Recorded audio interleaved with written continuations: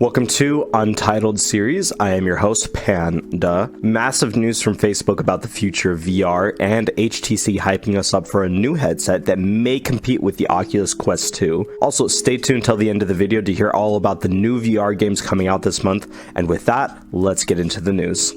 HTC's website for ViveCon is now claiming that the headset will reveal a game-changing VR headset during next month's show. But with all due respect, HTC, your last headset was already game-changing enough. And by game-changing, I mean it ruined games for thousands of people that made the mistake of buying your last headset. It is also rumored that the new headset from them might be a 2-in-1 headset that connects to a smartphone. Like, really? A smartphone? Phone VR is ancient history, and this just goes to prove that HTC is just as slow as Internet Explorer when it comes to understanding market demand. Whether or not it will be powered by a phone is still up for debate, but new footage of the headset just released confirming that it will have inside-out tracking like the Quest. It also appears to have some vents on the top of the headset, which could be suggesting an active cooling system. This would mean that the headset has its own processor and is a standalone headset. No need, hopefully, for a PC or phone. This would be in direct competition with the Oculus Quest platform. The competition is welcome, however, because Facebook is slowly taking over the market,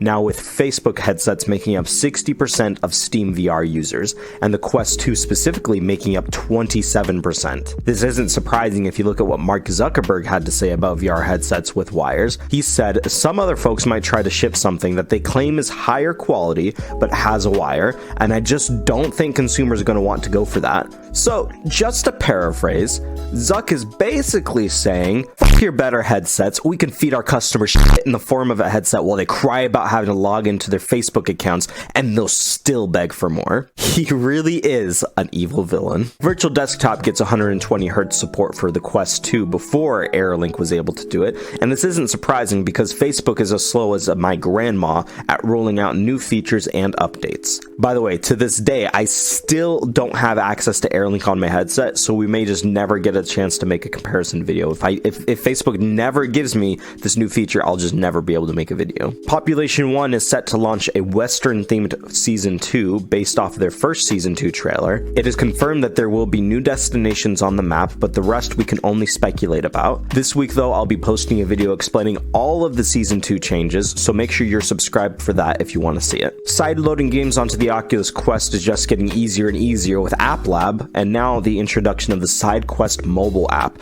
which gives you access to SideQuest's massive catalog through your Android phone. And yes, it is only available for Android phones right now, which makes me even more happy that I didn't trade my house and soul trying to buy the latest iPhone. Oculus just started rolling out new avatars that are eventually heading to Facebook Messenger and Instagram. The avatars look like a major improvement over the previous avatars, which all looked like sociopaths waiting to kill you in your sleep. Oculus just gave developers access to a new high-frequency hand tracking that is essentially allowing headsets to track your hands better with less perceived latency.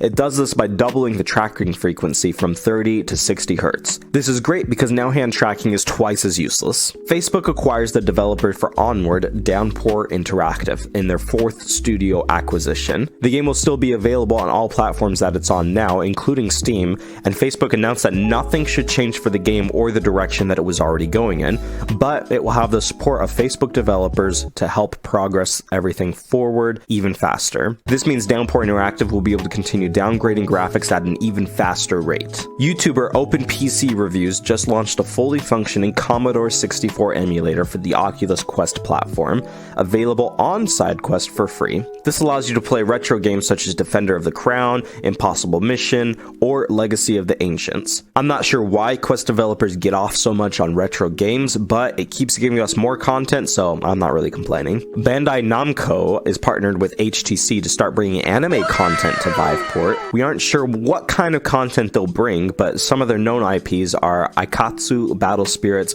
Tiger and Bunny, Gintama, and Sergeant Keroro, yeah, I don't know, something. This is great for the VR community, which, based on my own research that I've done very scientifically, the VR community is made mostly of weebs and furries, so this is great for them. With all of that, here's every new game coming to VR this month that we know of. Demio is coming out on May 6th for the Quest and PC VR. It's a tabletop 4-player dungeon crawling RPG. It looks like it aims to tackle the most interesting aspect of VR, which is allowing people to connect and socialize as if they were in the same room with each other. If you like Dungeons and Dragons or RPG games in general, this is definitely for you.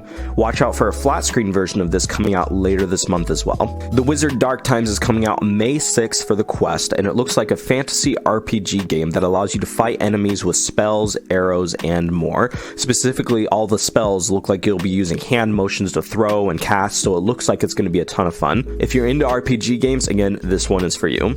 Zero Caliber Reloaded is coming out on May 13th for the Quest platform. This is a popular FPS game on PC VR already that features a full single-player campaign and co-op and much more. If you like Pavlov or Onward but want a full story mode, you'll like this game. The thing that most interests me is that it looks like you can melee attack enemies and you can even climb up certain objects, which will make it even more immersive than most other FPS games that we have right now.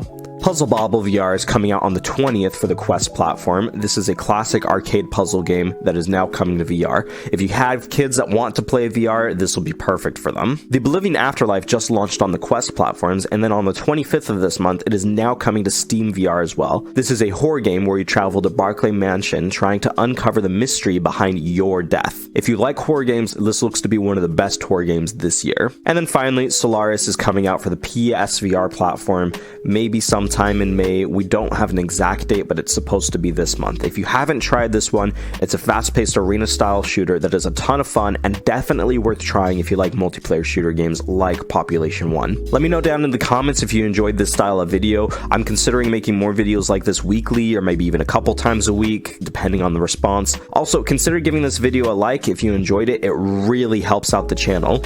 But that's it. I'm out.